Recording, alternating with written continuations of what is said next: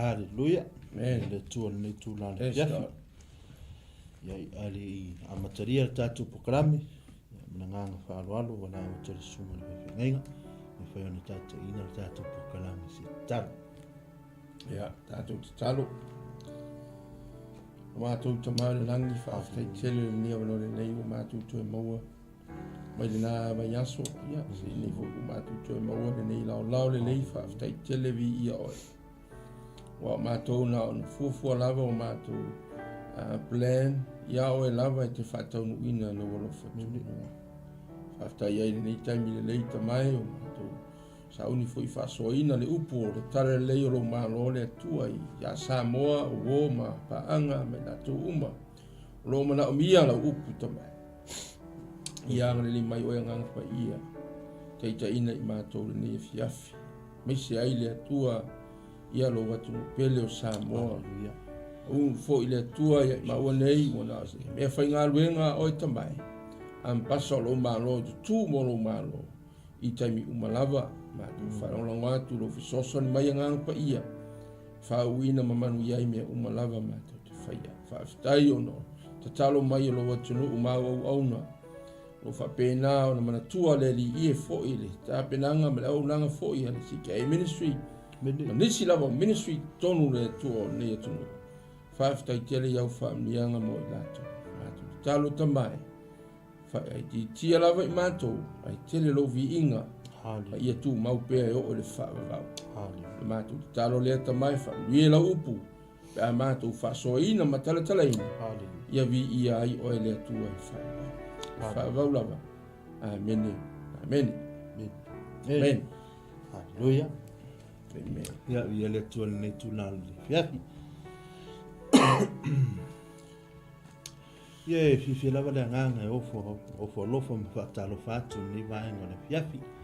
Ia i le sofa maurunga ma le sofa whapelepele o le tātou li ma le tātou paola o Isu Kiriso pa i reo leo masui ma ua nei le ma proklame foi pa le tātou lai po ne tula le fiafi ia whaatalo whaatua ia te utou le sofa Isu Kiriso tātou li ma le tātou paola ia whapito foi se whaatalo wha i sua sunga whawhengainga so se whaata pai taulanga wa penao na mai mo mai le tātou lai i le nei tula le fiafi me se le ia ia pa ia e kalesia ira ngata fo i lea o sui fo ia ia te mama tina ma tu tono ainga me se tu pulanga talbo ia ma fana witi ma lo ale fo lau muia ma lo fo i fai ma lo filima ia tu sai fo ne vai aso amen ia leli yes ia leli o to e ma ua tato wa noa tato te fa soa fo i ne tu la fiafi ma tato tala noa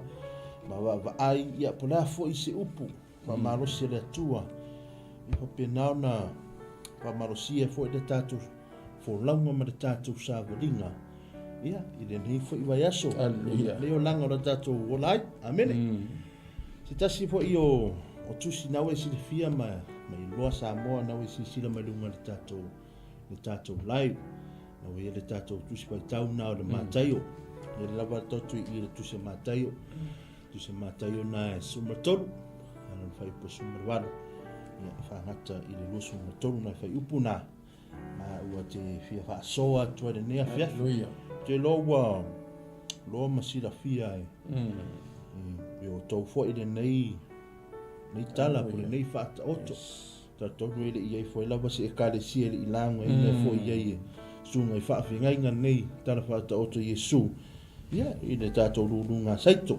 Hallelujah. Ai pe ona ma na ia o to ia mainga le tuare ia tonu ia na fo ni vai tau ma ni fo long ia tonu to ainga fa pena fo i dei e ma uma sunga vo te ta ia nga uma lava fi au le fionga pa ia le tua Hallelujah. ia va tula no le mo mo le sunga fo i fa finga portato kai kai Hallelujah. se na fa so fo i mo tato ina matalia tato program Whaftai, ia wanoa, tai fo i o le tātou peano le fiafi, ia le nau whaatu lima atu, whaatalo whaatu fo i whai i basui, ia maa loro soi fo manu ia Samoa le atu bele i ona tūlanga whaalupe, ia o ona fo le atua, ia mo nātu whitua, mai kai le sia, malo lava le tauatai ma lo folau manuia mai le amataina o le leva yaso ia sa mo o le upu le nā o le tātou whamalosi o le tala le lei o le upu o le malo le atua ta tātou whalonglongo i le vai yaso le te nei sa ili mua le malo le atua ma la nā meo tonu ia tele ni sosoni mai le atua le na upu mo i tātou ni nā fwoi vai yaso ia peise o lea sa te tau whaatahan tātou ai le so ongo le vai yaso o le tala le lei o le upu lea o le malo le atua sa moa e le tau whailo wa masani foi lau whaafonga i nei lava au tū ma nei upu ai ala lava o na tai tātalongo pēa ma se whauri tātou pokalame le angolo o iai se mata upu e whapena o na fia o muli mai e le atua mo i tātou le anga iei teimi tātou te ngalo ai le upu le tala le leo le malo pora na upu e iei teimi tātou te ngalo ai na upu e i foi teimi o tātou mumusu ai na upu o e whalongo i se mafukanga ai haro foi whapea o le lava foi loku le lava foi whalongo longo i Bible study o le lava foi kakalo ko inga la ngona nga e le te tau na la ngona i se tangata le malo le tua to e ia kanga ka loku ia wa alo lua e eva kanga ka loku al tangata le malo le tua ia e famaro si pese io le aso e to e fio mai ai e su no na falo mai por si tianga ia po le o mai foi o le maliu male oti ai tanto o lava na mea ia e sa ili pea ma tu mau pea ma fina finau pea le tangata o le malo le atua le te senga ngau kanga le malo le atua ma kanga ka loko lano le tangata lotu religious person i waka ko loa uma le isi sa moa ke le sila fia kako mai a sa moa o le loku o le lotu i halanga o i lotu o le kako fefefe i kei wo okte nia i tātou e le matai o le ainga po le tamao le ainga te ua whaasala se si male no. Amene.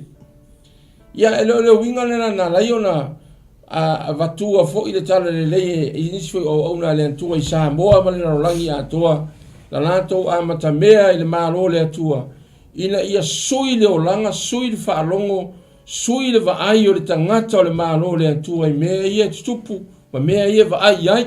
Amene. O al tasi na mea o le o ngā o le upo le malo pe o le iei nei e fiafi e iei le suinga ina iei se suinga i se mea ina iei se a fianga le lei iei se mea le lei ma se mea sili atu o na tupu ina ua whaalongo ina ua talia ina ua lulu mai le upu o le atua po le upu o le malo na tale le lei o le malo le atua i ka kauanga a fia se mea ka kauanga happen ai se mea i ka kauanga o ngā lui tauina ai ni langona o tangata. Ia o le nei fo ila fata oto Samoa. Ia pena fai atu. O tātou masani.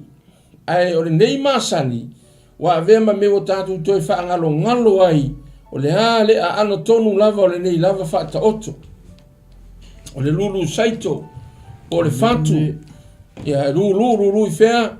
Fai mai lulu le ele po iai me ta o loto. O le loto o tangata. Le o whaatau iai le winga o le nei mata upu.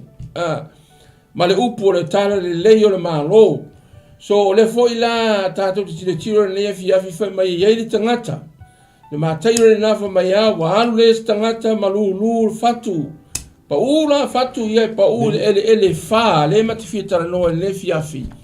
Ina ia iloa le lei. Po le ale kwa inga sairinga o lo sairi mua ai le malo le tua kakou. Amene. Kau lia foi o le mea mua la ma kau ngai lore tangata i lore upu. If you know the words, I think you are never lost. Amene. If you know the place, you are never lost. Yes. The journey will still continue until you finally arrive. Yeah. O le upu foi, o le upu na te whasino ina i ele malo. Me foi na le sa mo le fiafi. Ia mate au o fie foi mo le au na le tua le fiafi. Mate fe so ni atu ma she atu. Ina ia awane i maua i tātou inisio ele o la tātou tara noa iai. Ai a fai foi ua tau o le kākoa. Pa u mai le fatu le pa u mai ai eini la ngona whapea o tātou loto. I o la fiafi ne te losa mo ka unga sui i tātou. pe o ko fa ya ko anga i le loku i aso sa uma li kau sanga a koa mawalo fa longa la nga sa lo le kia i loku ai a fai ele fa nga ama le pa u le fatu po le upu le malo le tua i le loto po le ele ma ia i le suinga ia o se fatu lava e pa u i isi ele pe o le tatou ia i le fiafi me vela sa moa ia wa vivela ki la wili ki la e kaldis ma e fa ma lulua ia ma share mai ma tatou tala noa o leva na e se le fia le upu ia o nisi foi pe o polo fe side me ia fa longo ia pe foi la ni fiafi ki fa longo ia I know it ia ka pe lo mala ke fong vai sa moa e le ole nganga o tatou pukalame na toe langa ma toe ta longo e anga paule ole mea e a fio mai le atua ona fa masino ina i le tatou fa masino ina le upu le tala le leio le malo pe alma fa ya kola ngai le upu ki le me fa ya e mo e alu se me se vanga wa o pa u mai se upu me vole samo ya ta tala lo loto ya Yesu le pa u ia i le fatu le alulu ina ne fiafi ia se ai le atua o lana a fionga pa ia mo i tātou umalava. Ia o se talanga atu na ne fiafi toi whainoa. E toi tuna atu fo ta ia o anis whaasolonga o la whaasolo ma iei maa ua. I le ne fiafi ma le anganga whaalalo whaafitai Samoa. Ia. Ko whaatu. Amere, ia, via le atua nei tu la o le fiafi. Luia. Ia, te lona ua lewa na tāpena lau tusi. Amene. O lewa na tāpena fwe lau tusi e wapena o na tātou o whaatasi fo le nei tu la le fiafi. Wai pe mana ia le so e whaatasi fo ia maa ua nea fiafi. Ia, este sila mai moa e fo i Samoa. Ia, lea fo i se tala noa to le atua, ma le angango le atua nea fiafi. Ia, tonu fia so suani tele mo oe. A le tātou tusi whaitau. Nea la o whaitawina. Amene. Ni la o whaitawina. Ni tātou tusi whaitau. Na e moa na e le matau na sumar tolu. Pai upo sumar walu. Pa ngata mai i le lua spulu mar tolu. Whaitawina le leo. Whionga pai a le atua. Mai pai upo sumar walu. O le nei. Ngā whanongolongo mai ia. Ia o tou i le whaata oto. I le tangata lulu saito. Au whanongo se tasi. I le upo le malo. Ai le langona. O nā luane ai lea o le ua leanga. Ua whao i le mea sa luluina i lona lotu. O le mea lea sa luluina i le awala. Ai ya. Ai la peka koe. Fai kau vaenga. Ai la peka fai kau vaenga la. Amini. O nai. E taimi ua tele o na launga ina fo ima tala no ai au na le atua i tono e kalesia. Ai pe ele malama ina i whana witi. Pe ele malama ina i whana witi. Ai vaenga na e pe tono ni e vai le vaenga le o le whata oto le. Tele i o whata oto a Yesu ke viso tono le tusila. Amen. He has so many parables, but this is one of the most amazing parables. A te telo fo na le vaenga o Yesu. Tusa o tangata. Tapi o tangata. Ese fo ile mau ha e fiolo le di fa. Ni fa nga ina o le ngal venga o le tangata lulu saito. Alai mo moli mai ai le fea o lona malo. Amen. Lai mo moli mai se fa tusa o lona malo. Amen. Ma le tuainga tangata. Le o mai la vai taulia. Vai taude ne. O le ala vai ai. Amen. Amen. O le o te loa ma fa maoni. I to tono e kalesia. O le ai le tuainga tangata le fe talai me isu ki miso le fia fina nei. Amen. A tonu sa pe fo ya o le tangata. Amen, e taimi o sola, taimi o tuanai. Amen. Ta pe foi o le tangata. Ai, fani vaenga o tipi wa vaenga i tatou suspeita. Ai ko ngeki mai le upule le whanongo. Amen, whanongo mo mua. O le whanongo ai le mana. Amen. You hear, but you don't understand. Amen. Paulungan me ng kasi. Kusala mo ngaka whaalongo e le malmalam. E isi al tiapol. Sa. Kai peo de ngaka fonga de wa. We agree le fuli tue se mea. Kusala ole idea le tau tuli atu Yesu ke visoi. Bore me pa usa o yeri fak. Amen. The tau na pa usa o yeri fak. Amen. With the seed, the right place for the seed supposed to go. And the good soil. Ai kikila rei, e pa urunga la wala. E whengo fia mangu saua. Yes. O ngana kikira ko langa, kasima. But wala, whamere kuspa e palang. Listen then and learn what the parables of the sower means. Those who hear the message about the kingdom, but do not understand. Whanongo momuala ngā aere malamalama. Ko kele i o tātou. Tele fo i tangata. Ngā ngawhi whaalongono. Aere malamalama. Amen. Te tele fo i tangata re te kono kuspaia. Le whamaro sia me fo i kako. E whiwhia ka o ka o mariku lafo. Aero malamalama. Leo mai against ya Yesu ke viso. Amen. Whanongo momua na ai le malamalama. Gero pe ka malamalama ngā kau mau wala uso. Yeah. Warang koe o mai koe whisidi. Sura koe whisidi ngara uso i. Leo koe whamakala i lo Yesu. O tāua, o sa pia tāua la. O le tāua o le yelo malamalama. Good understanding. I le plan ma le vision na ka momoli me le di whaona mo tatu. Amen. Ona ki kilo ei. O the end times le wa atusa Yesu ke viso. Langa kala lea, langa whata auto lea. O le unga leo langa. Amen. O kua whaaringa leo tano noa me le di whaola. I ila na tusi lea. Ai mānai e i o le whaatusanga Yesu. Tanga mo muanga mo mo tangata. Whaalong ai le mana. O lisi whaalongo talia marwhiwhia.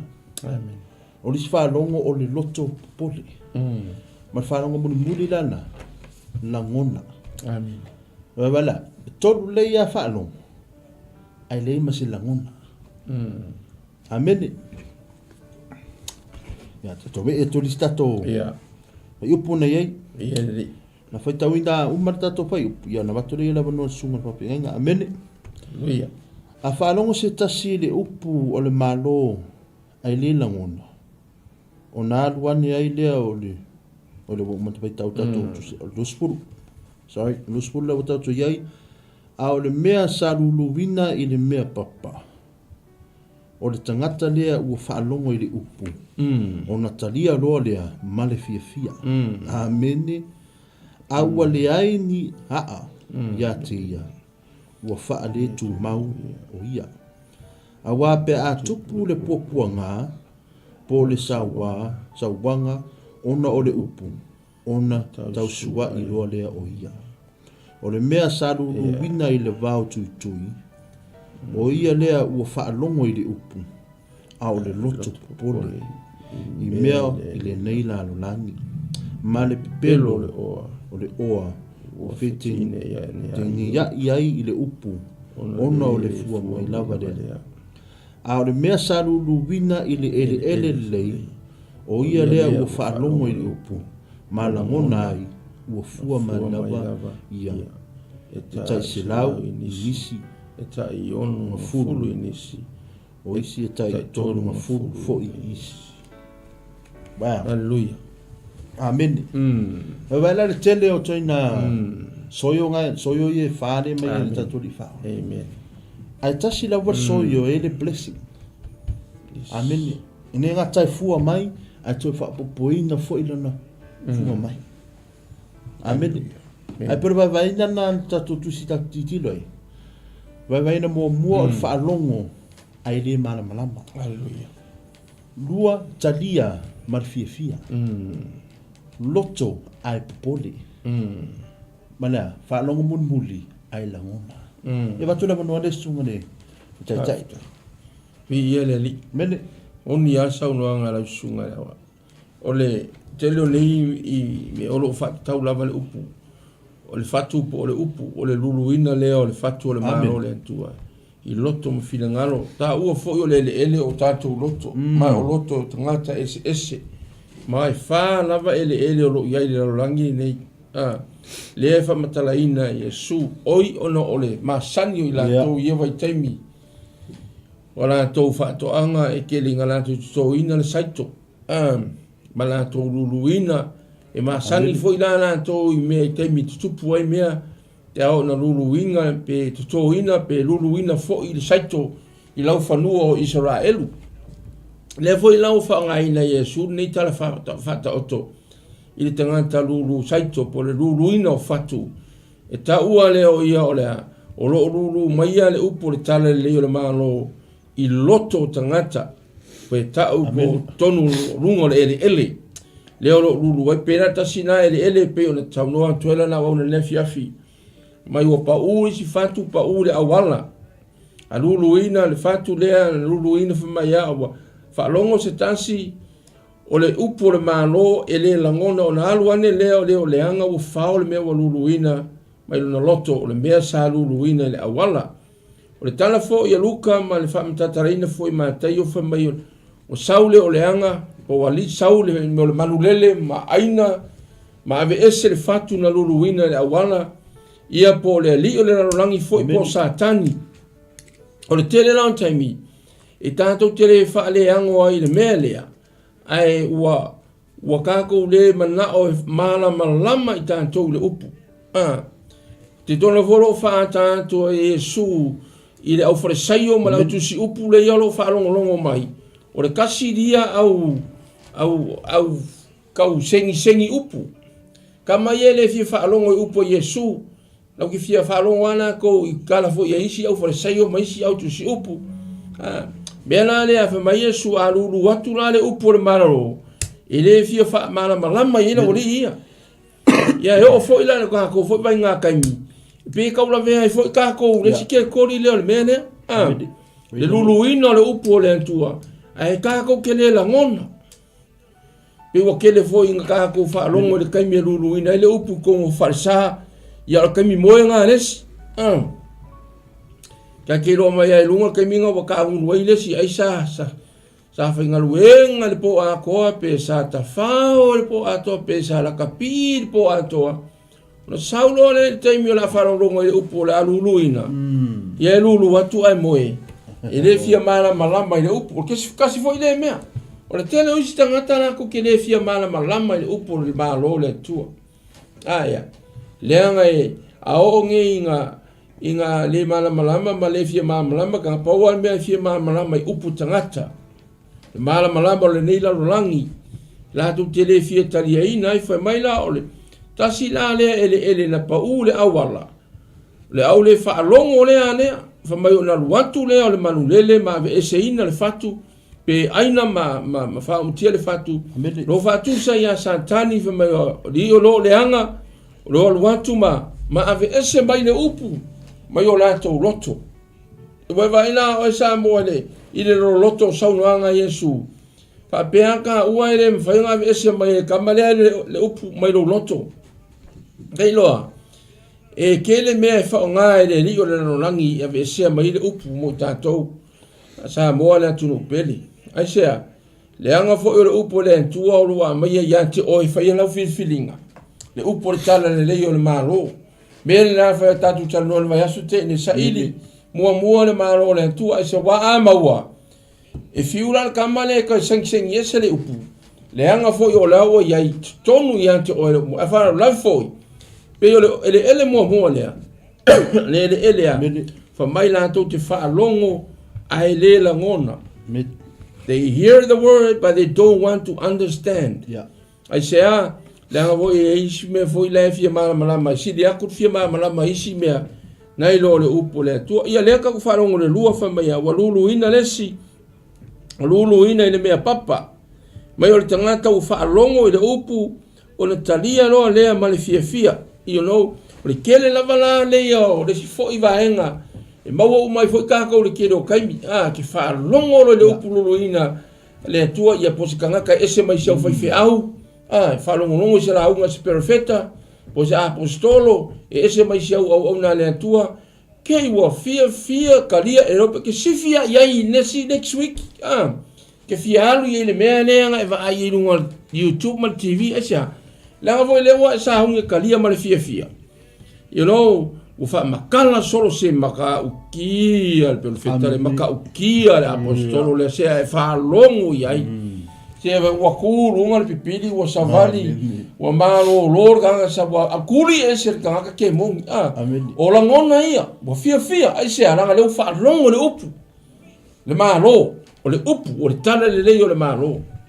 ngala fe mai wa fa longo le o ga le oka o talia no le ma le fia a or faa lave ua le ai ni ona ma ka kia kele le bele aya walanga fo i o le meo le tangata fia po le tangata e tupu e fai mai le tala salamo tavita fa mai pe le la au to tafa vai tafe e alu wa ke robo le la au e alu e su el me yele meo le vaia e alu i lalo na ina ia maua le ele le hola mai ai ma maua fa pevo ina tangata lea wa fia la mo fa longo le upu o le tala le o le malo le tu ai vai la oi fa mai lo tu spa ia le tala le lava le al malo fa mai nga o lo le wa tofu ina nei la le upu le na luluina wa tofu ina le upu io le kama kirele se le kama le masau mai mal kuspa ia mal pelawe ko ya paku la lo ko kero nga ai o lo la na tofu ina le ala tofu ina pe mo ia o ya le upu o malo le tu nga kalea fa mai ya o mai ngai ya wa tutupu le o pa tupu popu nga masawanga ona le upu ona tausu wai ai le te va la lingo le upu ngai wa o fa le ku mau ro kama lo winga wa maka fe alo fa wa sola yo no le ku mau se mea wa vai meno le fusu ai la vea le au vai le si pama le si panga ke vai le ko ku le mai la upanga sia la wa maka sola you know wa mau le bele ma lo sia e fa pe nga fo ina tangata po le ale ka ko malo le upu le malo le tua e ia kai mia e o mai ai pupu nga ona le upu ele o ai le upu le nga e tawa e kakawa nga ko e tau asu ina ita o le upu le fatu le luluina o le upu le tala le o le malo le tu pe ka ko kalongo last week le al ko nga sa ili sai di ele malo le tua sa ili mua wa va ina o sai dinga le a o nga pa mai le upu le tala le o le malo le al me kaulongo winga ka kaunga ika kaunga makua i a faila wala ingia ya le ala ka ko fa longo ye la ngalesa talia mal fia mal mangaku le ingia ele aingi tofonga ele aingi sawanga ele aingi ni fa fita uli hu yai ya le ala ka kilo fa mai wo mai ngai sawanga ona le upu ona tausua ya ile e ma ngai fo i ole o le mele wa le fe mai tara tamate fe pa u fo il me papa i titi le sai ai o va me tupu ai wa ona ole ele ina i titi e arua ele lama vera si ai mangu wai le ole ai nona si o le sa o le popu nga si kemi pe o le vela le la e o e falongo ku ngape o maku ku mo vela si ai le ka wa inga le tupu le fatu le e fa pe na fo ita to sa mo la tu ni si taimi ka ku umalava ya e alu e o lo popu nga wa maka nga teska ko o le upu o le ka ko mo mau no le upu le tala le o i lo la le fe me ya o le ala maka su e pe mo ia e ia fa mai ya wale mfai nga yai o tau suai o fe meme ya mole mauton se a ono wale ai ya fi ia le sa mo le tunu pele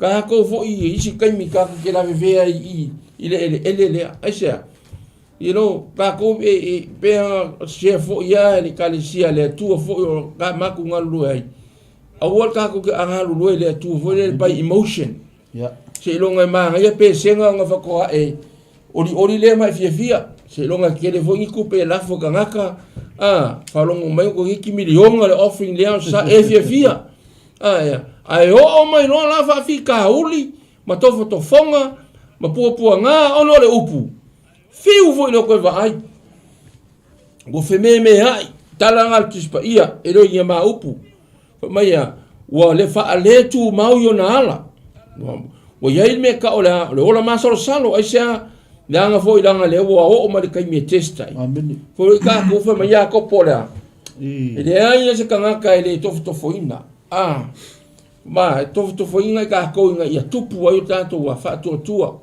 ina ia to le ye tanto me foi le sa mo le fa penga ka ko wo lo fa long le ye kai mia ka ko ke ui ai popo nga ma finka amu ia o pe le ui ni popo nga ma finka ai maru ruala we kon malau Kentucky ngai ai o isi lai ui e ke loi lai tu maua asia langol makwa ke le ale lai la you know amen e kai mi teste ka wo popo nga awala o Yesu fe maya e ka wa na solo nga lenga what does that mean e ka wa na so nga popo nga ma try zu yai wa sa o le le fio nga Yesu ele fe me Yesu o so uma makwa file mu wa oi boy file mu oi pepe makwa okay le ai ma Yesu le e tatau le solo nga lenga ka fa lo last week ya e tatau o wangi ka ko popole ia ka ko wa ele si ele lo sum ba ro vi ele ma ele to ma no ia tere fa so sunga te ta amen ao sa no sunga te ta ia o fa mo foi la no nei point star o foi na mo mai ko ta totus ele ato si la le ia o ta to wa le tal no mai ia amen ato no nga foi mortala vo ona istala vo we uma mala nga ka fisida ko amala nga se shaki ko ko le ma me nga nga fi awa ira si me ko do usa pe ile ta no tus a ti tiro le e fa long ai musse mala e fa long ai le se now e te fia mala amen so we taua lo fa long man ile now tono lo loto yes we don't understand what pastor speaking wa fela la sidi mara wa fela la sa wala da o to fai tau le fiong pe le amen vai ka ngai fai mo ngai lunga o le sa wer kala fa ka oko anga kala ngalo fai ka e ke le yo o mai la lo i ka mi no ko fa mala mai Yesu ai sia o ngala o fisili la so o ka ko umma ka ke di mal mala a tau o fisili le tua te tala mai lo loto te tala la fa longo fita lai o ta mala to mu la wa fi awa wana le fisili la so pe lo ala so ka ni mama la mera no mai tama te mi won pa nga no fisili le so mi so si pete o mera ka ko e na ka ko ia ka ko ya ri o ki ho ka ko haleluya abala le to fa to ta tala mai ro e le to asia ina we fa tanga you allow Christ to give you understanding of the word que lo por me fue na buena o que lo e calesia pe ka me será o corpo non tanto la via for tanto passo tu pe esta mi la un samo pe no le understand ngai ko corpo o fa me lo come it's not fair so I don't understand anything pe mo ko walo e ka walo e mala fa samo ai le ma fai na fa samo mai o le ala sia wala fai o le ao ba le ao ina ele ma fai ona i loa tau So the more you teach them, the more understanding they become. But por lá foi meio lo foi falifu. Aya o ai wa kali foi ngol falifu e loa. Fa penala le upule le tua le ta muri atu. Se por lá le ta to le loa. A e fa atanga lo lo langa, mai fa atanga lo lo ile tu. Awa ma. Una le lo to la tu lo la yo upule tu to pa uru ngala wala. Yes. Amen. Yes. Ele ko saula ke ko le malole ke apo me mucho pe wo se fa. O ke fa pe ngai ai, ke fa pe ngai o ke sa wo ile si. Aro sa wo se me. Wa vezes. Wo ai si mo ya. O fi wala o su marca ya o sa de fi. Wo se me. Ai sia. Ona lo wa o suile me o ko ko fa. Amen di. Vai la si sa wa longa lua. Mai e fa long. Nao taimi fia. Yeah. Ameni. Dana taunu wale sunga te tai. Pe wo tau sa ili e tato. Le ka resia e le poronga. Ka resia e lengi whainga tā. Ka resia ngā o fia. A la unga maisi yau aunga le tua e la unga fia. A ngā sawa le o inga. Le fia. Wai foi waka ua via pasti. Ia. Wa rei ka. Ai. O le tua le tala noa tu ati oi. Ameni. Wa vave talia tala e. Mantua. Le kako wha soa le alu i vai aso uma. Mantua tata wha soa uma atu. Wha i tete. Ona e taime tu lai mai e perfecta. Pelo. I kei munmuni. Mai le koe sau ele nganu ngar whale koe a, koe su e sau, pe ha o mari kai minea. Ia ka kou makala, ma mua i topo, pe mai whea nganga ia. Ona ke wala ku se ka ala inga se, ai mau wala o koe ngā whaku lea. Pa uru ngar papa, e ola, ai li au lalo a. Amen. E vavea ana. Vavea ana mu. Vai lá mo fatu sanga mo tangata me so. Fatu sa le upule. Nga fa longo o ben ka o sunga fengan. Ko yo. Ma ye ke yo. Na tu yo nga le ua mai ya ko yo so sime. Nga vele si ya le la mu ko lu sime. Amen. Ele va tudo tele va pe foi o fala nga ina foi e kalesia. Ai o nga wola mai me kisi. Ola mai kaiki. A sempre. Mamo o e kalesia ele i va pe nga fa ole nga ina. Ana ele me fi au tau na moni mai foi ya. Ese la mane winga na tala dia. Tangata me solo. Ese me na me fia fa no longo. La unga mele lofa, a sauro la unga de sudwa, sauro la unga fa mauni, sauro la unga talo, por aí fa no ye. Amen. La unga na me fia. Ana fa malo si mai de tatu to maro on sai. Ya yo. Ya tali ya la no me le ya. Amen. E taua pupuanga. Taua tai mo fa ta. E kolengi e taua. Amen. Ale mea le tu le atu Yesu ke bisoi. O lo loto. Amen. Amen. O lo loto. Wala apa voila le fatu de men. Sa foi la verasia. Ba, polisi fa. Ni ko yo la papa. Pa u le. Manatu disi manatu ngai long code wai. I fa alongo. E lo yai le loto. E fa alongo. Ai lo yai le loto. Amen. Ele tato mata yo na le tongi. Tano noa le loto. Mea ele oa. Ele loto. Yes. Amen. Va mea wale te uolo oa la langi nei. Wale mea le tupu ya oi. E ke whaaranga le upu. Ai la ke popole. E ke alu avelo vinga le atua. Ana te popole. Si mea ai pēr makulo. So o mali mali. So o mali pidol fali. Pidol mori. Pidol ma. Kaun kātu kwa. Ale ke alu le loko. E ke pese avelo vi inga. Olea. Lo fato tu ele tu. Ana whaatusa mai sui. Le vau tui. Mai e o laifo. Kai ai lo la i le vau tui leito. Whaatusa ya. Ko ki oi leli. Ai popole ka kuru kui mero la. Sa nanga fia pa. Kau bolo. Kau kana. Angang kakangnya ke fungi pule. No ai kalaf. No fade. Koe popole ngare loko. Aya. O e whatatali le li e whafowina na tō maros. Wheo ia le tātou whaanongonango ia iwa. A whai o le tātou whai atu lanlangi.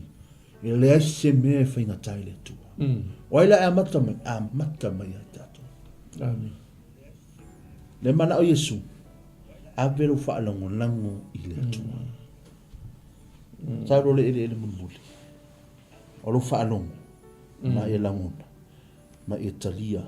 Le upole tu. Te lo taimi le tala fitalenga Yesu me o e faitalinga na whalong. Ai foi se whalong, ai li langona. Me vai le whalong munbuli. Whalong mo mua whamai, whalong ai musu e maramarama. Whalong longo lua na o staimi fia. Whalong longo tolu whamai, whalong ai leo yele roto. A whalong longo whalongo au e langona. Wa, we whaatanga Yesu, kona lo wala. We talia Yesu e we mauri mo whaola. Hallelujah. Me lau mea umala nei pole i. Me whamanbia tai silau, tau silau, ongo silau, ongo spulu, kai ko spulu, kai sipulu. E tapu. E moa ako le manguia. Nga, au ka ke pole. Amen. Awa tātou te pole. Hallelujah. O tātou manuia o umana saunia Yesu ke viso. O le langi lea. Yes. Amen. Hallelujah. Ia vele upole atua e pa te tonu. O lo fatu. O le ele le lei. O lo loto. A whaila wola. Wola e tono lo loto. Tamu whaifala ia moli sina fatu. Tamu whaifala ia e whaidi so tangata uso. You are carrying a good soil. Don't you know you are a good soil? Whaili se uso tangata ngaruenga tono lo ainga lo whanau e kalesia. Tau whanonga tolo oi. Tau labla vea nisi mea. E uso. Mai mau le fatu. Le fatu o oio le ele lei. Amene. Ta uo le ele lei en le atua. Amen. Ina ia tupu maola. Tupu maola ave na ia o le vi ina le atua. Ia watola wanoa le sunga le. Ngainga te. Amen. Mapas. Na ia le upole atua nei fiafi.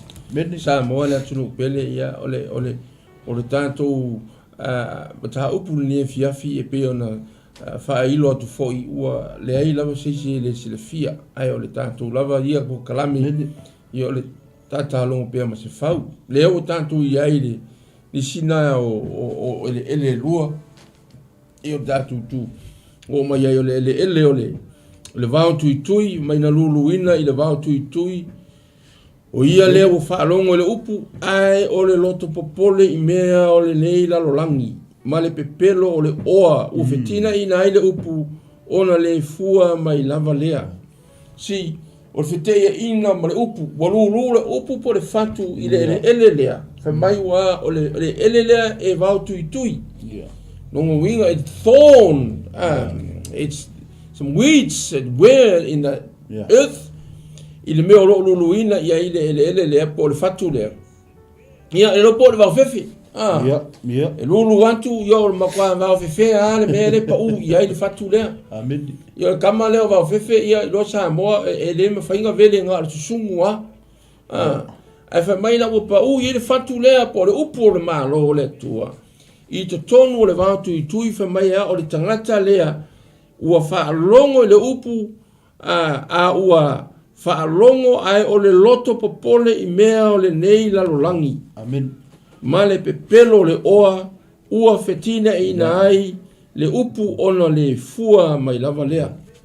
O le ha e le winga mo saunoanga Yesu i nei mea. O le mea e le manao lo tanto o li faola, kako ke maua ni mea, pe kako ke mau mea, pe kako ke mau oa. Le ai o le winga o le tala Yesu i. O le winga o le ele po o le fatu, po le loto o le tangata. Ia awange i aingi mea o ka ongia. Ongi mea makui kui. E fetine e ina ai le sawa le upu manofo ai ma pa o ai. Ai le o whape o fetalai mai Yesu i le whata oto lea. E awange i mau mea, awange i milongea ngisi. Le anga e wha mai Yesu. Onga ule tele o le kangaka lea. E whaalonga le upu. Ameni. Ai e pe longa lua le upu ia te ia. Ai mua mea o le olanga le nei. Ameni. E wha lebe ka kukala ngoa le vai aso le ke ngei. Pa mai Yesu, sa ili mua le maa lo le atua. Seek ye first the kingdom of God. Le anam ka kukala ngoa. How do we seek that one first? Le leve mai Yesu, bo kele le popole. Ida i mea o le ngei o langa, mea o le larolangi, o le ana larolangi. O leo kala ngoa fo i le whapere, hanga le larolangi ni ngei ai. Ai oro kala ngo mea ku ngau o mea o mea le oranga ngai tina na o mata tu na le tino mo le faalilia valo le nei o mea nga o le anga sala mo pole ai ia male pepelo le o le ana wingo le ngai upu male pepelo le o o le mea e o le o se me pepelo ia te kako kilo ala ia fa mai ia le upu From an who will receive seed among the thorns to be who hears the word and cares of this world and is deceitful for the riches and choked the word and became unfruitful. Ole mele elefa pe wa le hanga le oa. Wa avele oa ma o nga ko kongu le olanga. Ma ko le voi mai tana yopunga ko mai la langi ni. Le mse si samsangkanga oa. Manyanga oa. Kako kele yo mai fo masera lo lang. O le lo lang ia ko ke mai wo uma fai ele atua. Ma me uma le ia ko lo lang ni. Ai ngo wo fi mai le nga sala le lo lang. Le ala wa vene lo lang pe ia. O fa mo le kangaka. Ai muli ai Yesu le o le lo lang.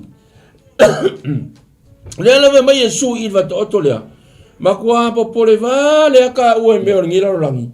Ai ka wo mai ai re mi se me ka mai ka wo why you worry for le ka ku falongo le last week fa mai o il fata auto Yesu malan la un fo le an falongo fa mai o ko por que le po a me ko que ai o me o fu ai o me feinu ai wangi me ko que lava ai pe o me nga fa mai Yesu o me nga sa ili nu ese no winga no ka ko le sa ili me ia Ai mai Yesu le ai vai o le kanga ko le malo le atua nga ke le sa ilia me nga ai fa o popo le atua pe ala to sa ili mua le atua le malo malana mi oton le ala wa lu nei ai fa mai a bo fetina ye ke lo mo le fatua kupu mai ai felumi ai pe fete na i ma se va tu o le mea mo ia e le mo fai o hola le ifo le fatu Aisia, le anga o le fo ia I ma le fili ka al kama le. Nga ke filia ka o mai mo le kelo la au ko le fia kupu le. Ai au kupu o le va se le ma le va fone e ke vai singana au le tupu lunga. Aisia, o le me fo na le mai Yesu, e le nga ka ngale kupu, au le mangi fo. Ya. E le ula au le ku kala fo lo fale. E lo e fua mai ia. You know, ke lopo se Mandarin po siya. O ka kipi faku o mongongi al Mandarin. Ai fa la e le o fu ne le fruits o me ne asia. Le hanga e ye le sila au la e kamino milo ai. La la o ka pe la au nga. Se lopo le ale na lopo me le fu le hanga e me. Fa ba Yesu I me le fa ba ya. Wa fetine ya ingi wa onga le kup onga ole ma no o le pepelo. Le ale me fe mai Yesu o le pepelo. O le winga le upo Yesu Samoa. O le oa e au ngā mo ka kou ngā o singa vai kaini. Ngā o sina taimi. A o le upo le maro le lulu mai. E whaavavau.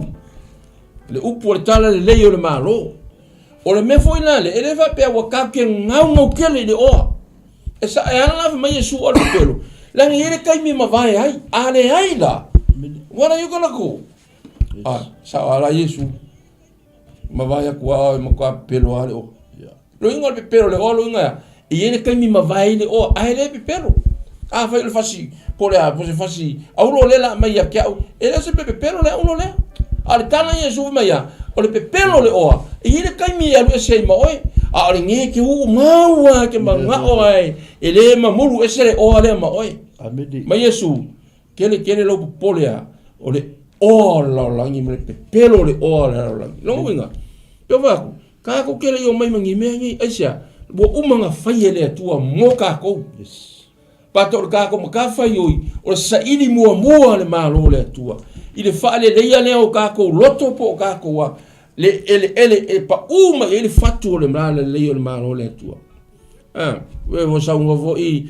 fa malo si ja fa mes ta stina se ole lang le fo male karinga le fo fa longo wow ka ko ka ki fa longo le upo le tua malo na malo ka ko ke respond yai ma ka ko sta yai ma ta to wava yai le upo tala le o le malo ane ai e fa ya lo ko ka kai pe vo la ka longo ko ka kum ka upu ne fiafi sa mo na tunu pele ia va ai le pele o le sa ungi le tua mai le upu la I o mai le fatu o tato loto ia aro fa pe nga o pa o mai ia o lo ke ngi me ma tu o lo ia tonu tato loto you know e fa mai ia oka mai Yesu a pa o malulu inga va tu o le mele mai fa longo ai o le loto popoli fa longo ai o le loto popoli ke lo ka sile mele o va ve inga nga afia nga ngisi ka nga kai me o mai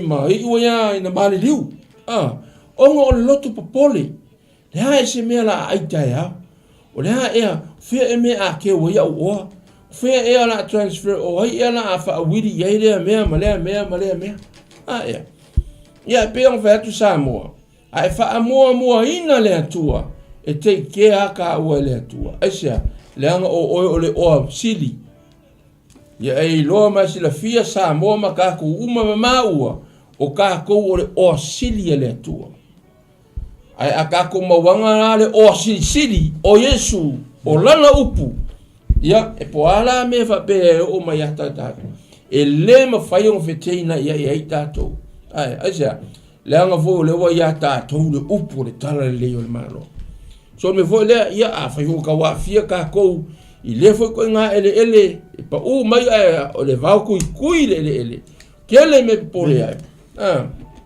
ho mai foi ngi ka sanga o le hafo ngi me ona o fai boi ponga ngi ka sanga a ko fai fo ngi sau fai ngi ka sanga la u mai o ha ku pe ave ai o ha ku pe ko ngi ai pi o ha ku me o ngi lo rangi ke lo samo so ili mo le tua seek ye first the kingdom of God le upo le tala le fere pa uye e pa u te tonu o tātou loto. Me foi le ia ongi ia veo kako loko i loto ia. I loto e ro i aini ni vau tui ia fa pena o na veo se loto. Le lei ina ia o i taimia. E kako ke fa apea kua i oi le aila sili ia le upu le tala le lei o le maro le atua.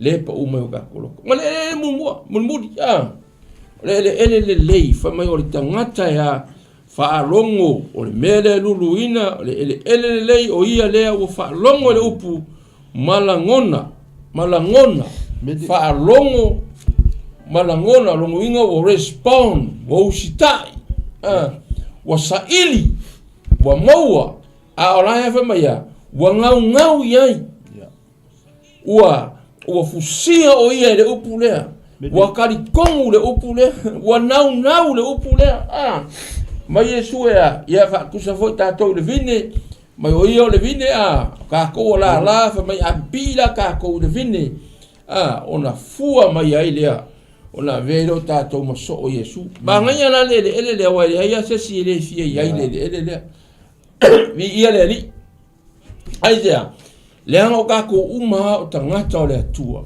la fai tantou lona lava fa tusa mai o le faatusa o le atua ia na fa pena o na fai ai le tangata e fai nga luenga ma ia au na ile tua ile va ai le o me uma na fai le tua vai la ka ua kilo ka ua ia o ngoia langa o ko mai le tua le upu ya e ka kau o ko ku sa o le upu la langa o le upu le tala le o le malo ka kau o pa u sa o me ka o le fatu po le ele le le na fai le tua ke lo ka ua fai le tua e whaalongo ngi fōwhanga le atua le aso mō me sila atu o ia ua lei completely perfect done whamaia o le afi ma le tae au o le aso mō lea e vai se ia hoa i le aso na whai e tangata whamai lo le tangata mea uma ia o mea a oi tasi ale mea wa ai le upu le malo le atua ia e uskai mai respond iai ke lo o e le whamasingo inga ka kou se si mea tambo e whamasino ina i ta ua le upu le tala le leo o lana upu le upu o Yesu me hoi lea e le whamasingo ka kou i ka kou whai ngā luenga le lei kongu roku e ngere lei roku awa le roku ia ngā ala ngā whaia ia whaalau tele ka kou le tala le leo le malo mea ngā lena whai mea kau e kālesia ngā rurue ai ka kou ia la unga mai si au na le tua ia susa ma sururu ma sufaleile ia unga kako wofuro ka kou ngi you receive the message to le malo mai lana au na ia ma kako wofuro whaasara lau ma ka la ia ai le receive ka kou upo tala le malo o kako walu ia le ngā o ka kou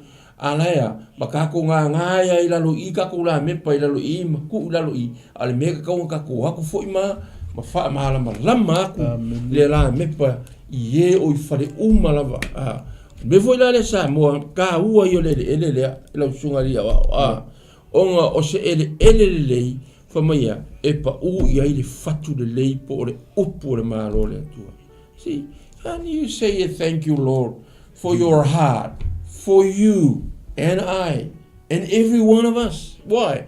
Because o ka ua especially le upo le atua le upo le tala le leo le malo a ola ngai pa uyo ka ko loto ai pa u mai o le loto o le ele fa mai le a o le ale se me o le a e va ia fa mai ona fua mai le ia le fua mai fa mai tai se lawi ni wow you know ke lo o le 100% o le kasingangu mela le atua ai fa longa kala ngo 100% pe se le fa mai Yesu I fa mai a o inga fua ya fa mai e ka se lau ni se va ayo ia oka le upo le e fua mai vai ele que fa mai Yesu ai pe ele vinge o nga fua mai lola ia le no winga manga o mia ai a fua mai vi ai ka ko le ai fa mai Yesu li ona su li mai ona vi ia ile o tatou tama o la ele o ka komisiona e fo ile ia vi ia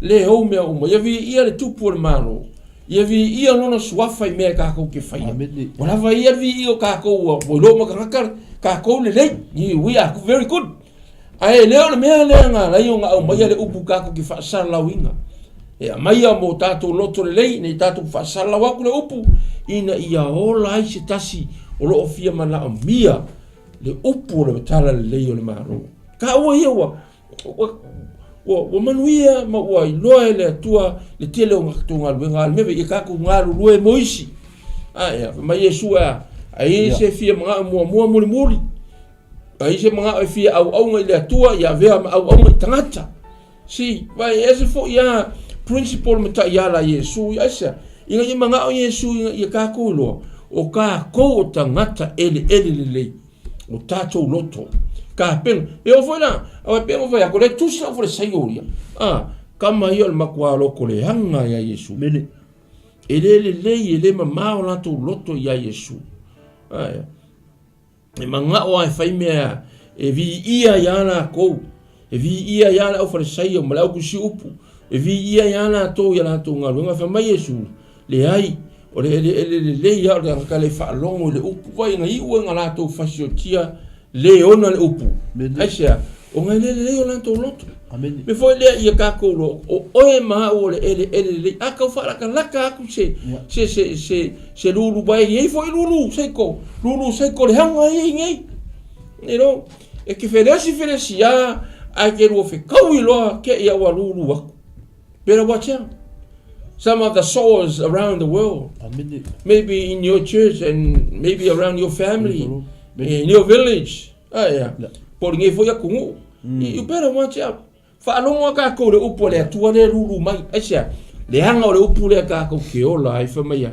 E alalanga fua mai. O ngā wapa le upo whaalongo. Le upo le tala le leo le malo. Ma whai, ma ngā wai, ma makwa i sa ili ai, ma ngau iai.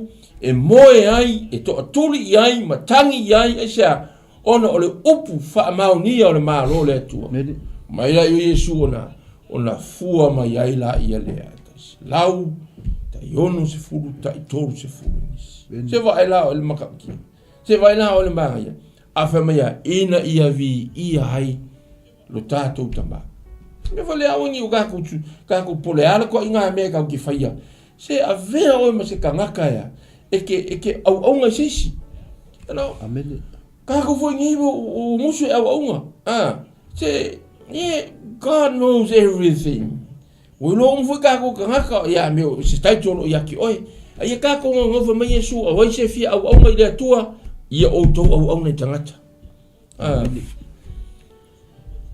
Ai lo fa fi ngai kangaka kalango aku ya ki oi wa tu hori kele wa. Wa ma walunga mai ma malu wa se fi kalango aku. Pi fi kangaka kalo kia oi.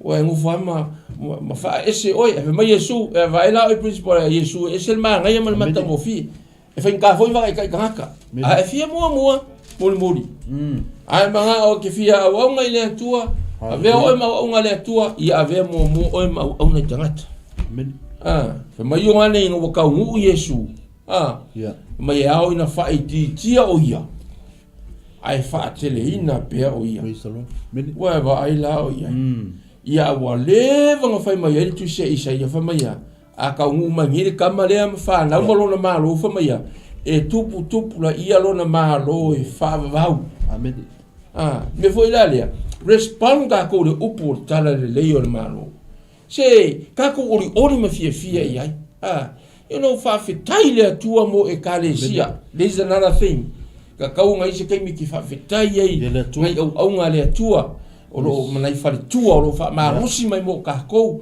ngai o ha o ngai ti a kono you know o ngai kangaka fa ya o ngasu sa ia fa sili ona tato fa fitai ile tua le tala le lei o lana upu aisia wa le upu le a no ngoto yo tato loto le lei ai fa mai le ngata ina fua mai ai fua mai makwa telea e vi ia ile tua le foi le samo ia ongi i e fata mala o oio le tangata filifilia le tu ka ko le afa matusi pero ka ko o le tupulanga filifilia we are the new generation the chosen one ka ko ngi we ai fa ngau foi fa ngau ka ku fa ngau o lo kala ngo antes pa ia ka ko me foi le ia awa ongi ku fa pe fa fitai le upo le li ia ka ko pero watch out whatever fa pe o le foi fer wa ile le langia lu foi langa ia fatu e lu foi nga ia me inga ia awangi ia ni kupu mai le upu le o tala le le malo I fatu tato loto fa fitai le li aisa wa ia au mai ia te tato mai on bele fa longo le upu fa mai ta se lau inisi e ta ionu nga fulu inisi e ta tolu nga fulu inisi wa ila ole ma ngai kelo le molmi mole ele lei ai pa u atu ia le upu la mai talia fa longo le lei matalia le lei respond ma ko isa ili le lei o le sa ili dal kanga kale inga o pa u fatu le e ia nga me fa le nga kale fa susu me fa susu ma fa feta la isa ai kango mai lole atua ma fa tupu pe fa tupu pe le fatu le mai ai le ele le se ia o ina fua tini mai Awani eno fwa. Owangi fa fwa ka ku kala pelo laulang. Si wino. Si ku kala mo pawal me version ainga me se fa nga un laval nga. Oi sori. Ka ku foi foi que foi ka ku ske pi ka chefe ka ku ske. Ma chefe vai ver. Que chefe pau. Chefe mai glo ainga. Que musu a le fucking e visi ka mi foi pi fa ai kasi foi ka ua. Fa kinga inga kasi ka ua. Ele va ke a kinga inga. E ka vai esse mai mal comfort song foi lele. E a onga se kangaka, fai se pu vai. O le ase me ke mafai mai a onga ia. Ya e le va e va seki a ka ua le ko po le vo ya kambangi mal king. E seki a o me se fa nga ma. Se le o langa le fa mai e suro le malo. Me vo le ia ka lia le upu. A ka ko kala ngi le upu le talia ma le fa tai ma le fia. Ma ngau ma le sai ka o ka se fo isikele. O ingai ali mai ai me ka o le ami o tonu o le atua. The righteousness of God. Awe la e ka yala pero le upo le atu. Fa mai o ie le ska ka pelo ai. Ai sia, anga foi la ne ko ke vai a kule en fa mai ya. E fuo. E fuo. Le ai se la au nga fai le atua la langi le se flowers, le fuo mai ngonga fuo. Me foi le. Samo. Aua e ke manatu ma I lo ele. Veo le lei. E ai mea kako ke ui ai. E fui mea kai ai kako falong. E fui mea tai ai kako va aia. Ia mangingo pere ka va ai le upu. Mangingo pere ka falong le upu. Le tala le le malo. E mangu wi ai mea umakako ele ai se songa marosi kako ke kawa ngi mea ma kako fai nga luenga le nga kako marosi sili o le so swani mai le nganga pa io Yesu ya te tato kako ke fai nga luenga o ba ko le foi falo moi kala temi pete koso kako ka fa lai mo temi no le nga pa io wa fa wa le nga pa io nga luenga Yesu le nga to fai so true ale mea ia kako fa ngau ai pe fa mu ai pe men nga awongi e ko e fa pe o mo fu kamina la ye kami o mai pe o fa ku mai kami o mai ai o vivela le lalo fa ku sai mo fa fitauli ya bo vela sia o nga wale ai se o nga o lo le nga mai you better watch out Satan's everywhere le nga ke bongi lo fero lo solo mai kamo sa kangi ro fengai so le ngai fala ve lave ma fa le ngai va ai po fe me po u ko le upo le tua ya ka ua a se la ko sangi mai ya me foi le ya ka watch out ya awongi o ka ngo foi va pe so everything's okay le vai o ya is going o yo punga lakua wa ko fo ya vai ele tua sale o ve que eu sou bem mal ya no kalinga faila fa mai o very right lo after o kamano yo pule va ai se vai le ulo gak solo mo kwa ula I pera wa chase que ele só foi Yesu fa ser lui fa fo mai lui vai se me que alo que la fiese you know bi ele sa mo la tuno pele e lo fa que ele ka ko kalame mal u portale le malo mo tinatu Ya, maro sa mo, maro le. Hallelujah. Sila maro ko de fa fonga. Ilunga tato live ni tuna. Chef ya wose ila wale ni fa fonga fo ile sound wanga le sunga te ni tula ya. Mata mo fi fo ila na fa so mai. Ina ni tula o le chef ai. Ese ya ta wala ta mata baba. Yes, ta o le. Se me to fi fa manatu atu sa mo le ni tula le chef. O le fatu lea e tala no Yesu, ele ilulu ine ilungo ele ia. Na pa u. Amede. Na pa u wai fatu. Pe to ulu. Ai, o le fa amalo sia tato e ke biso. Ia awane I to ulu, pe pa u ilungo ele ia. Ia awa fo ini a vea I ta awa. Ma toinga ele ia tolu mo mua tunu. Amen. Aia. Ia avia ta ua ma ele mulmuli folinga mai e yai la vol fa munyanga le tu amen a wone ngalo ia tato o ele fo ia O lei e whamunyanga, a iei fo i ma topu tufonga. E pa ule fatu, a iei le topu tufonga mulu mai. So, ia pa ula le fatu, ta ua le ele lei. Ina ia tupu maola le lei le fatu. Amen.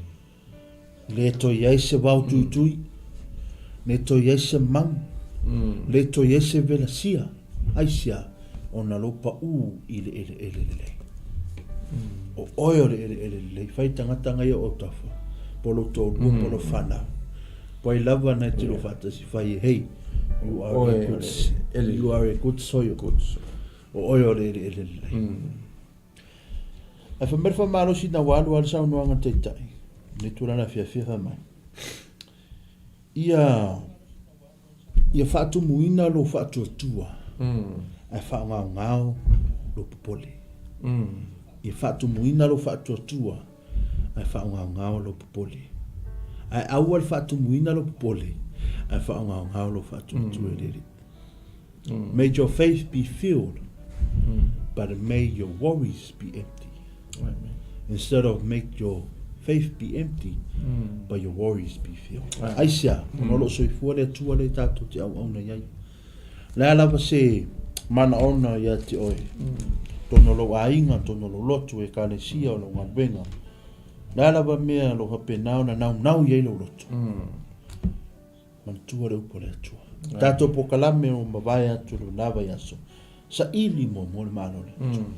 E te maua whamnianga o lea e promise mai ele atua e tato. Pea tatoa mua isa ili lana malo.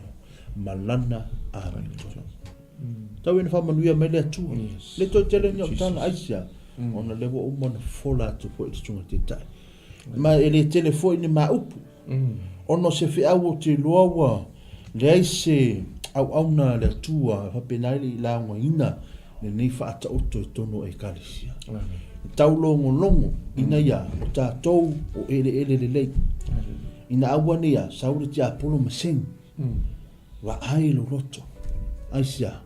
Leo ina lo loto. Ona e fua. Ona e fo i manuia le atua neta oto. Ele ngata ina fua. Ai tu e fua tele mai. Amen. Amen. O le atua e whaopopo na manuia. A te apolo. Ngat pawanga. Se mea fa mimita mai oi. Ano le pawana. Au le atua. Ele ngata fa fifia oi. Te fa manuia oi. Ai tu e fatu. Amen. Te pe al talo la talia Solomon. Talo tu pota. Tu e whaopopo mai le atua se mea. Amen. Te aver ne fa marosi mo oi mo le leiva yaso. Tō matau wai le tātou whainga malanga. Ia, a wai le whainga o fie foi. Mana tua. O le whea luwa i le te apolo mele whainga. He is everywhere. Waina loa atu nei taimi a iwa sengi foi te apolo se fatu mai se tangata. O le fatu o le upo le atua. Ai tatau na pa o le upo le atua. Ele leile. A laisa ili mai le upo le atua lo. E lo sa ili mai le awala. E lo sa ili mai le papa. Amen. E lo sa ili mai le popole i mea no la. Ale sa ili mai po fea o iei lo loto. O fea o iei tau. Ia, pea na masani o na whai atu po le mapu kalami. Ia mātou te le au na tu i pe mātou te malue atu wha aso atu po le tato lai. Bo yesi atu tuanga i maua. Maua fo ia o le tamu whaila wale o langa i le li. Ai fa ftaila vai le li malana fa o le tanga. Mo le talia ina fo i maua. Fa tawa. Wa pena na mo mole atu le fia. O le fata oto ia le fata oto ke wiso. Maua ia na fa manatu. Pero tala Paulo na fai a kovinito. Le aisi si fa vai mati o mai maua masuma te tai. E toi fa atu o tu i. Paula war fa vai mati o mai maua na o Yesu ke wiso. Yes. Na o Yesu ke miso. Ai o lau pule ma lau fo Italia. Pa le asi si me whauelunga. Ba hei, e tofo ina. E tofo ina mea e te toi whau i lunga o le whawai. Ai avere nafi au moi tau. Ia pa u le fatu lea, pe pa u le upo le tua. I le ele lei. Ona fua mai elea. Ma fua te le lava.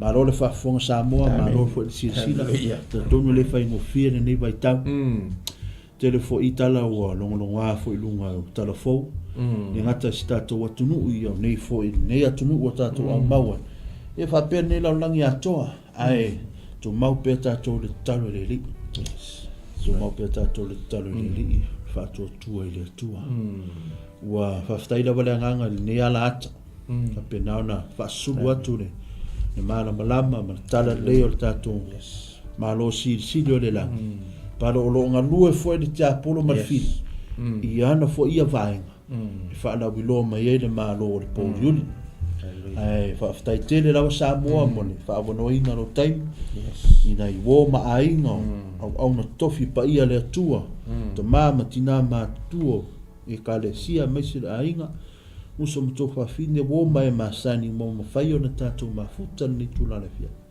faafetai tele lava ua silafia lava le atua ia lo taimi na faavanoaina auā le mafuta mai i le tatou lai po le tatou polokalame foʻi lenei tulalafiafi ia tautonu beto iese upasaunoa fo le suga le taʻitaʻi ia le faauina le tatou polokalame i tulalafiafi faafetai lau suga le taʻitaʻi o le tatou peno lenei po faafetai le faauʻuga le atua lana auauna ia mai maua foʻi fai ona tufaina atu lana upu io e moʻi a saunoaga le aona nei e tatou mataala le alii o le lalolagi ua iloa ua le aisitasi e se taimi o tutoe o lona ia foʻi pokalame faaleaga mea ia ae ua iai le upu le atua warning ai tatou ia faapena ona tatou gaugau iai sa ili iai le upu le atua nei tatou maua ina ia fesoasoni mai le tele o tatou mafitiaga e ia faatalofa atu nei tatou ō la e kalokalo mai ona vatu le auauna ia tala lelei mailo ia talaiga